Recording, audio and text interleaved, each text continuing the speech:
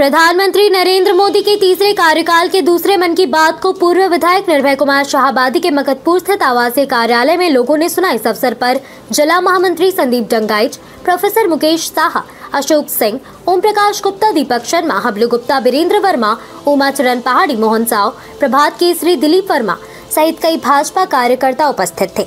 मन की बात सुनने के बाद निवर्तमान विधायक निर्भय कुमार शाहाबादी ने कहा कि आज के मन की बात का मुख्य उद्देश्य हमारे देश की हस्तकला के बारे में प्रमुखता से बताया कि आज देश में खादी के कपड़े का इस्तेमाल और इसकी खूबसूरती को लेकर देश के अलावा विदेशों में भी अपनी पहचान बना लिया है।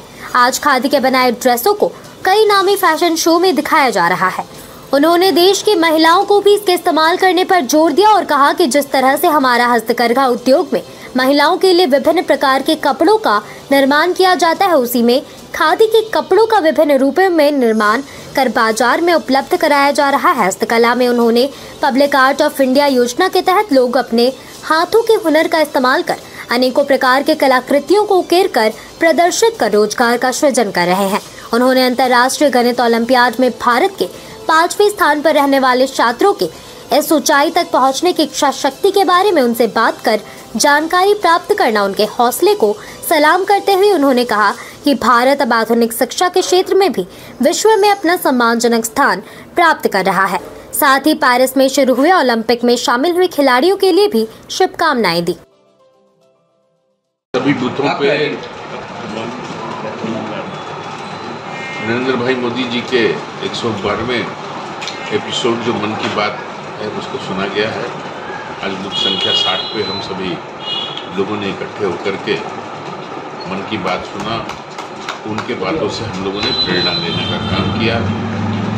पूरे भारतवर्ष में जो छुपी हुई प्रतिभा है उसके बारे में उन्होंने बताया है। कैसे हमारा आर्थिक पक्ष मजबूत हो, हम पुरानी चीज़ों को फिर से नए ढंग से हम लोग प्रस्तुत करें, रोजगार के नए नए साधन उपलब्ध हो। इस पे उन्होंने कहा पैरालंपिक और नशा मुक्ति के लिए जो अभियान चलाया गया है उसके लिए जो सरल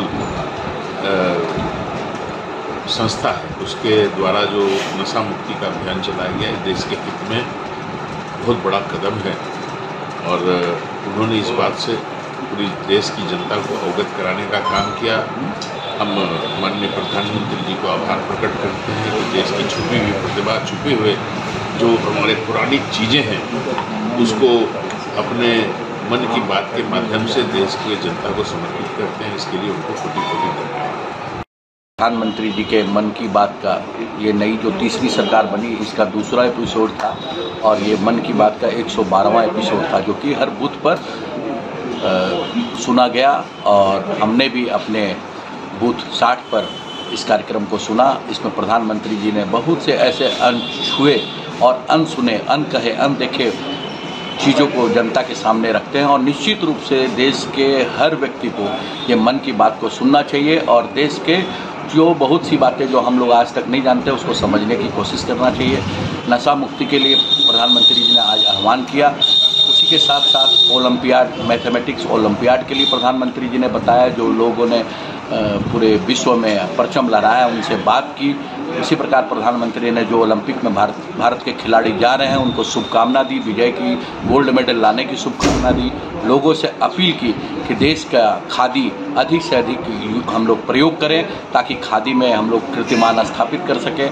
इसी प्रकार बहुत से पहलुओं पर प्रधानमंत्री जी ने हम लोगों को अवगत कराया और निश्चित रूप से भारतीय जनता पार्टी का एक एक कार्यकर्ता अपने बूथ पर मन की बात को सुनता है और देश के सभी लोगों से हम अपील करते हैं कि देश के बारे में जो कुछ हम नहीं जानते उस जानकारी को प्राप्त करने के लिए प्रधानमंत्री के मुखारबिंद से निश्चित रूप से सभी को महीने के अंतिम रविवार को मन की बात को सुनना चाहिए।